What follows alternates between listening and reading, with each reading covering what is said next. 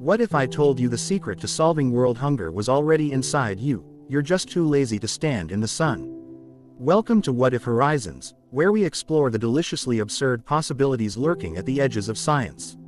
Today's thought experiment: human photosynthesis.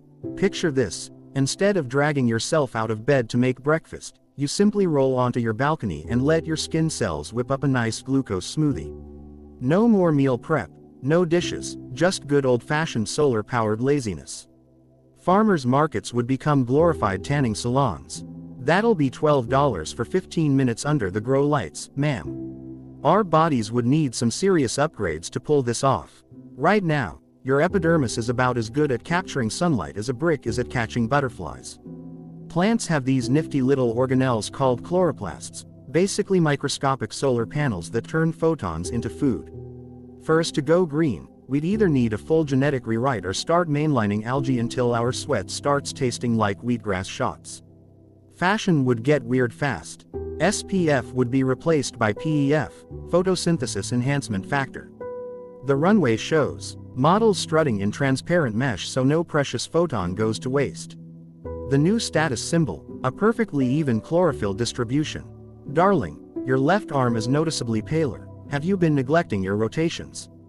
The workplace would never be the same. Forget standing desks. We'd have rotating platforms to maximize light absorption. Office small talk shifts from weather complaints to UV index analysis. Only 3.7 today. I'm running on fumes here, Karen. The 9:05 grind gets literal as people chase sunlight across the sky. Food culture collapses overnight. Restaurants pivot to mineral supplement lounges, where you sip electrolyte cocktails while basking under specialized lamps. The keto diet gets replaced by the helio diet: fast when it's cloudy, feast when it's sunny. Instagram influencers start posting their daily PAR, photosynthetically active radiation, readings instead of calorie counts. But let's talk logistics. Winter becomes the ultimate first world problem. Canadians start migrating south like humanoid maple leaves chasing the sun. Cloudy days trigger mass hysteria. Grocery stores get raided by photosynthesizers desperate for emergency snacks. The weather report suddenly becomes life or death information. And the dating scene: forget height preferences. Now it's all about your chlorophyll density. Sorry babe, I only date C3 photosynthesizers. Your C4 pathway is just too high maintenance for me. Breakups get brutal. It's not you, it's your inefficient light harvesting complex.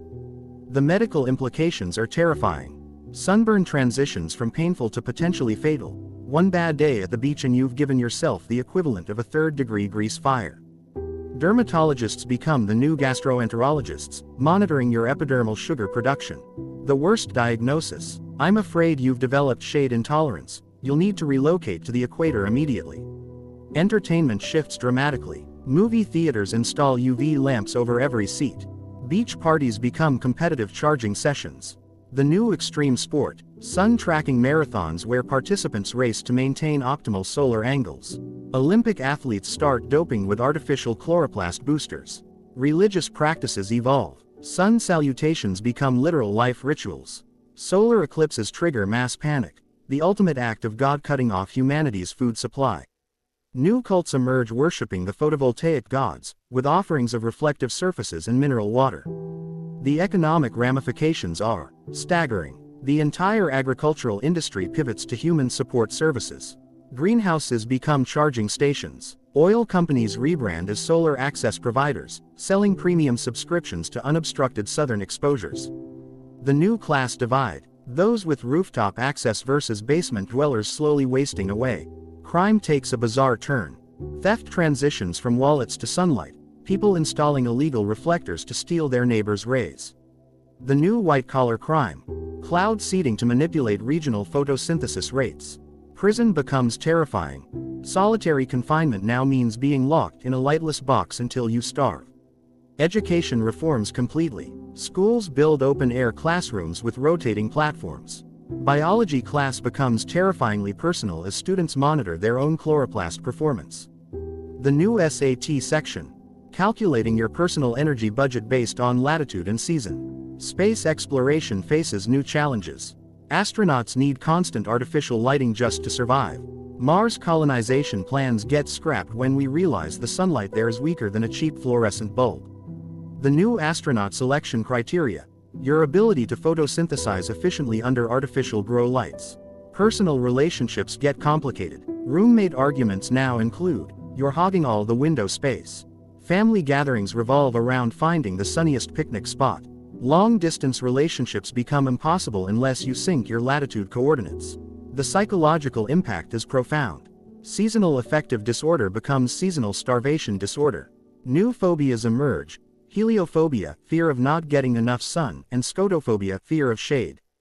Therapy sessions focus on helping patients accept their inefficient light absorption rates. The most terrifying thought: what happens when we become too dependent on this system?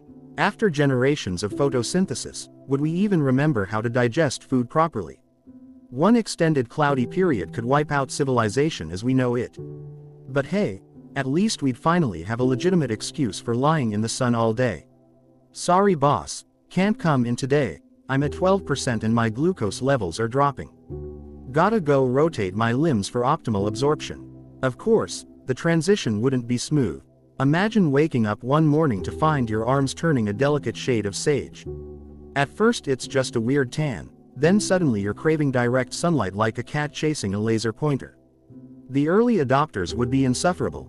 You know the type, the ones who'd start every conversation with, "Well, my chlorophyll concentration."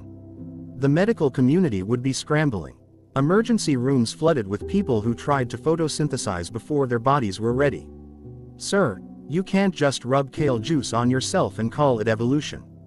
The first generation of human plants would be walking disasters: patchy pigmentation, uneven energy distribution, and the constant risk of literally wilting under pressure.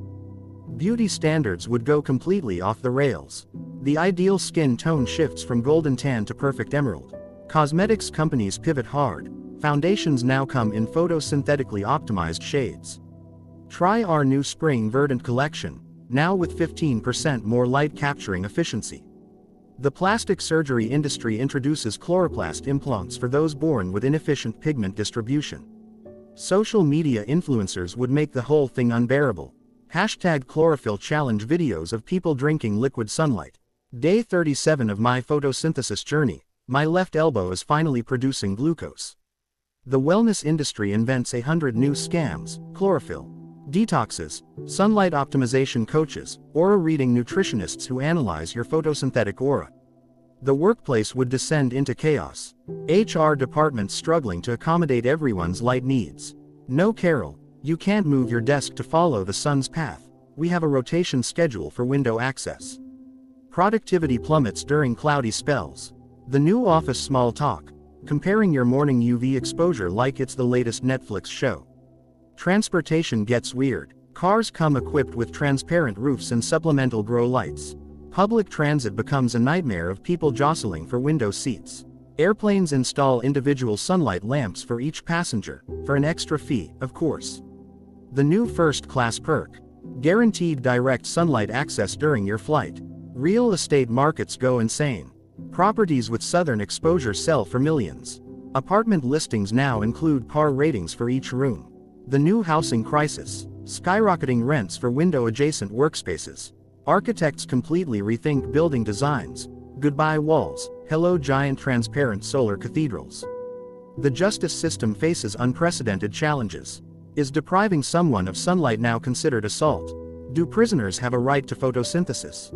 New laws emerge regulating minimum daily light requirements for workers. The ultimate punishment: solitary confinement in a light-deprived cell, the modern equivalent of starvation. International relations get complicated. Countries near the equator suddenly hold all the power.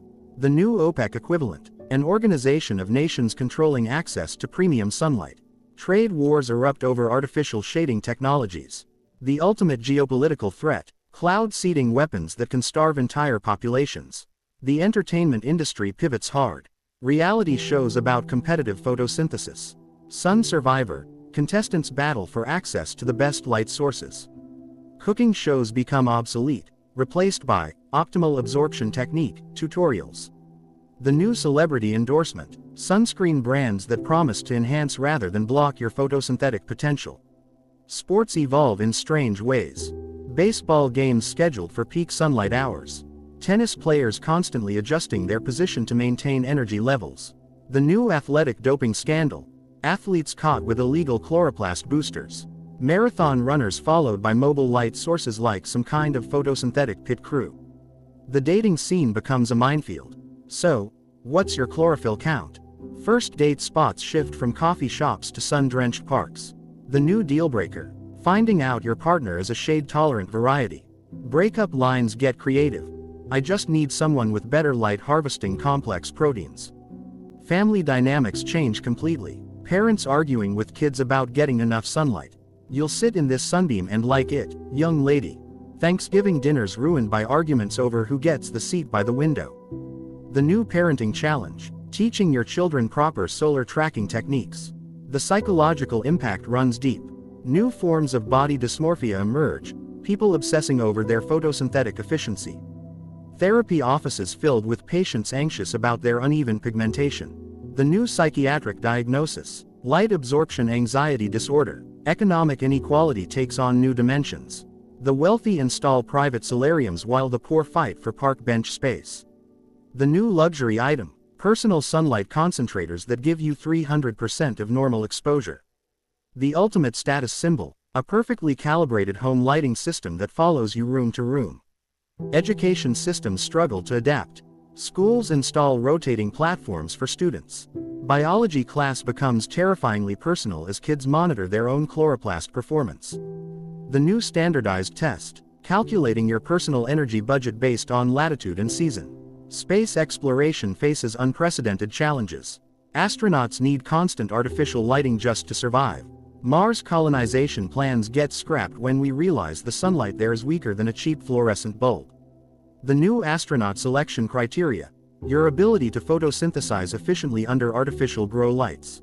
The most disturbing possibility. After generations of relying on photosynthesis, would we even remember how to digest food properly? One extended cloudy period could collapse civilization as we know it. The ultimate irony. Humanity solves world hunger only to become completely dependent on sunny weather. But hey, at least we'd finally have scientific justification for our sunbathing habits. This isn't laziness, Karen, this is advanced biological optimization. Imagine waking up to discover your morning coffee has been replaced by sunlight. No more caffeine crashes, just pure photosynthetic energy straight from the cosmos. The morning commute transforms into a slow migration toward the nearest sunbeam. Office workers become solar panel arrays, strategically angling themselves toward windows like human sunflowers. Conference rooms now feature rotating chairs to prevent uneven energy distribution. Sorry I'm late, boss, had to catch my morning photons. The medical field undergoes a revolution unlike anything since the discovery of antibiotics. Doctors now prescribe light therapy for everything from the common cold to existential dread. The waiting room at your local clinic features tanning beds instead of uncomfortable plastic chairs. The new medical malpractice, accidentally diagnosing someone with chronic cloudiness. Pharmacies stock up on chlorophyll supplements and emergency glucose patches for those inevitable rainy days. Sports take on a bizarre new dimension. Baseball games get delayed not for rain, but for insufficient UV index. Tennis players demand court rotations to maintain equal sun exposure. The Olympics introduce photosynthesis-powered marathons where athletes must carefully manage their light intake. The new athletic scandal. Gold medalists caught using illegal reflector arrays to boost performance. Education systems worldwide scramble to adapt. Schools install skylights in every classroom, much to the dismay of astronomy teachers. The new standardized test measures students' photosynthetic efficiency. Field trips become literal. Classes travel to different latitudes to study seasonal light variations. The ultimate punishment for misbehaving kids. Sitting in the shade during peak sunlight hours. The fashion industry embraces its leafy new reality with gusto. Runway models strut in transparent solar panel dresses that change opacity based on light conditions. The new haute couture, living moss implants that enhance photosynthetic output. SPF ratings get replaced by PEF, photosynthetic efficiency factor, numbers. The ultimate fashion faux pas. Wearing light-blocking fabrics during peak absorption hours. Criminal justice faces unprecedented challenges. The new white-collar crime. Sunlight hoarding through illegal reflector arrays. Gangs form around premium sunlight territories. The most feared punishment: solitary confinement in a light-deprived cell, the modern equivalent of starvation. Police departments establish photosynthetic crime units to investigate cases of deliberate shading. The entertainment world pivots hard. Reality TV shows feature contestants competing for sunlight access. Survivor. Solar Edition strands people in perpetually cloudy regions. Cooking shows get replaced by optimal absorption technique tutorials. The new blockbuster movie genre: photosynthetic superheroes who harness the power of the sun. Space exploration enters a new era. NASA develops human-plant hybrid astronauts capable of long-duration spaceflight. Mars colonies feature giant magnifying glasses to concentrate the weak sunlight. The ultimate space-age status symbol: a personal orbiting sunlight mirror that follows you everywhere. Religious practices evolve in unexpected ways. New solar deities emerge, worshipped through daily light rituals. Solar eclipses become the ultimate religious events, sparking both panic and reverence. The new pilgrimage sites, locations with perfect year-round sunlight conditions. The psychological impact runs deep.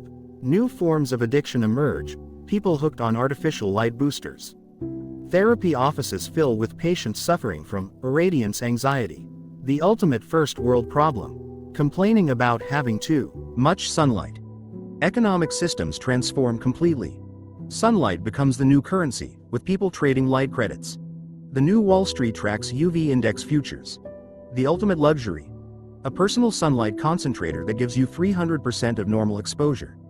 As civilization adapts to this radical new existence, one question remains: was this evolutionary leap forward, or the ultimate trap? Humanity may have solved world hunger, only to become completely dependent on the whims of the weather forecast. The irony isn't lost on those who remember when "I'm starving" was just a figure of speech. But let's be honest, being able to call sunbathing meal prep might just be worth all the trouble. Turns out living like a houseplant isn't all sunshine and rainbows. Literally. Because when night falls or clouds roll in, our new photosynthetic lifestyle reveals some terrifying flaws. Imagine millions of humans simultaneously experiencing the world's worst case of the 3 p.m. slump. Except now it's not just yawning at your computer, it's full-body shutdowns in grocery store aisles. The new emergency services: mobile sunlight trucks patrolling neighborhoods during overcast days, like ice cream trucks but dispensing life-saving photons instead of popsicles. The job market undergoes a radical shift overnight. Professional sun catchers become the new essential workers, using giant mirrors to redirect precious rays to office buildings. Window washers now command six-figure salaries for maintaining pristine light transmission. And the most dangerous job in America: cloud dispersers, basically storm chasers in reverse, risking their lives to blast apart rain clouds with experimental weather lasers. How was work today, honey? Oh, just got struck by lightning while trying to vaporize a cumulonimbus. The usual. Our relationship with technology takes a bizarre turn. Smartphones now come with emergency glucose injectors for sudden power outages. Fitness trackers monitor not just your steps but your real-time carbohydrate production. The new app everyone hates but can't delete. The one that shames you for your pathetic light-to-energy conversion ratio compared to your friends. Wow, only 12% efficiency today. Maybe try actually moving toward that window, Greg. The tourism industry completely reinvents itself. Beach resorts now advertise their UV indexes like Michelin stars. The new luxury vacation: following the sun around the globe in a never-ending summer. Dark tourism takes on a whole new meaning as thrill seekers pay to visit notoriously cloudy cities like London or Seattle, where they can experience the dangerous thrill of temporary energy deprivation. 3 days in Portland without supplemental lighting. You're crazy, man. Criminal enterprises flourish in unexpected ways. Sunlight black markets emerge in northern latitudes during winter months. The new drug cartels: they smuggle concentrated sunlight in illegal photon canisters. The most feared gangsters control strategic rooftops and sell shade-free zones by the hour. Police bust underground light clubs, where photosynthesis addicts pay premium prices to bask in stolen solar energy. Our very concept of time gets warped beyond recognition. The 9-to-5 workday becomes obsolete as people sync their schedules to solar cycles. The new productivity hack: polyphasic photosynthesis. carefully timed sun naps throughout the day. Time zones become a matter of survival rather than convenience, with people relocating just to stay in sync with optimal light conditions. Daylight savings time now triggers actual panic attacks. Food culture experiences an identity crisis. Restaurants that once served meals now offer mineral accompaniment services, basically fancy salt lick buffets to supplement your light diet. The new foodies obsess over trace element cocktails and electrolyte infusions. Cooking shows become bizarre performance art where chefs pretend to prepare meals while secretly just arranging pretty plates of rocks and dirt for the cameras. The psychological toll is immense. New phobias emerge. Heliophobia, fear of not getting enough sun, and its opposite, photophobia, fear of getting too much. Support groups form for people suffering from seasonal energy disorder. The new therapy trend, darkness exposure therapy to help photosynthesis-dependent humans cope with inevitable nighttime. Just breathe through it. The sun will rise again in 7 hours and 23 minutes. International relations become a tangled web of solar diplomacy. Countries near the equator suddenly wield unprecedented power. The new Cold War isn't about nuclear weapons but about shadow projection technology that can block sunlight across borders. The ultimate political threat, nice agricultural region you have there, be a shame if someone were to cast a permanent shadow over it. Perhaps most disturbingly, we begin to notice subtle changes in human behavior and physiology over generations. People develop a slight greenish tint to their skin. Our eyes become more sensitive to light spectrum variations. Some start exhibiting plant-like tendencies, turning toward light sources unconsciously, going dormant in winter months. The line between animal and plant blurs in ways that would make high school biology teachers weep. Yet despite all these challenges, humanity adapts. Because that's what we do. We build massive solar concentrators in orbit. We develop artificial chloroplast supplements.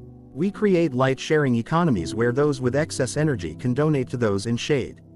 The same ingenuity that got us into this photosynthetic mess now becomes our way out. Or maybe we all just learn to really appreciate sunny days. Like, on a cellular level. Because when your lunch literally depends on it, that partly cloudy forecast hits different. Just when humanity thought we'd mastered our new plant-like existence, nature reminded us why animals weren't designed to photosynthesize in the first place. The great cloud cover of 2047 lasted 17 days, not unprecedented meteorologically, but catastrophic for a civilization running on sunlight. Society crumbled faster than a dried-up spinach leaf. Office workers lay motionless at their desks. Cities descended into chaos as light riots erupted over prime window real estate. The final blow came when cloud seeding ships accidentally triggered permanent overcast conditions across 3 continents. Our photosynthetic utopia had become a global hospice ward. The survivors told harrowing tales of executives trading their luxury watches for minutes under emergency grow lights, of families huddled around single solar panels like cavemen around fire. The most chilling accounts came from the northern latitudes, where winter already meant 20 hours of darkness. Now it meant slow, inevitable starvation for those who couldn't afford artificial lighting. The photosynthesis revolution had backfired spectacularly, leaving humanity more vulnerable than ever to nature's whims. In the aftermath, a new movement emerged, the digestives. These rebels against the photosynthetic order risked imprisonment to secretly practice the forbidden art of eating. Underground restaurants served illicit meals to those brave enough to chew. Scientists worked feverishly to reactivate humanity's dormant digestive systems. The most radical proposed splicing animal DNA back into our genomes, an ironic reversal of the original photosynthesis project. The final irony: the plants watched our entire civilization collapse from their quiet corners. They'd been doing photosynthesis for 500 million years without making it their whole personality. Maybe they knew something we didn't. Or maybe they were just waiting for us to fail so they could reclaim their sunlight in peace. Either way, the lesson was clear: when you play plant, you eventually wilt. The digestive rebellion didn't just challenge the photosynthetic order, it exposed its fatal flaw. Turns out, putting all your metabolic eggs in the sunlight basket is a terrible survival strategy. Who knew? Spoiler. Biologists. They knew. As underground eating dens proliferated, a black market for actual food exploded. The most valuable currency, digestive enzymes, People paid exorbitant sums for smuggled pancreatin tablets, black market amylase, contraband lipase capsules, anything to jumpstart their atrophied guts. The elite, who had quietly maintained their ability to eat while forcing the masses into photosynthesis, panicked. Riots erupted outside the last remaining steakhouses. Michelin-starred chefs became warlords, trading secret recipes for protection. The scientific community fractured. Some researchers pushed for hybrid metabolisms, alternating between photosynthesis and eating seasonally. Others advocated for a full return to heterotrophy, calling photosynthesis the worst dietary fad in human history. The most radical faction, the breatharians, who insisted humans could live on air and vibes alone. They didn't last long. Meanwhile, the plants, they were thriving with humans no longer competing for sunlight, too busy starving, forests reclaimed cities. Vines strangled skyscrapers. Grass cracked through pavement. The ultimate irony, the very technology meant to make us more self-sufficient had turned us into the planet's neediest organisms. Even fungi were laughing at us. A decade later, the world looks different. Some humans reverted to eating, though mealtimes are now haunted by the existential dread of, what if the sun comes out and I'm stuck digesting? Others, too deeply modified, remain photosynthetic, living in designated sun zones, tethered to light grids like metabolic vampires. A few extremists still cling to the old ways, preaching about pure solar living from their glass-domed compounds. The plants, now the dominant intelligent life, have started domesticating us. Greenhouses are retrofitted as human terrariums. Botanists gently rotate us for even growth. The luckiest humans get placed near windows. The unlucky ones, shoved in dark corners to encourage variegation. And so, humanity's grand experiment ended not with a bang, but with a wilt. We tried to become something we weren't. Nature shrugged and moved on. But hey, at least we'll never take a sunny day for granted again. That concludes our wild thought experiment on human photosynthesis. Turns out becoming walking houseplants might not be humanity's brightest idea after all. If you enjoyed this imaginative journey, subscribe to What If Horizons for more mind-bending scenarios. Like this episode if you'd rather sunbathe than meal prep. Share with friends who take getting their greens too literally. Comment below. Would you trade eating food for pure sunlight? Your answer may determine our plant-based future. Stay curious and keep questioning reality.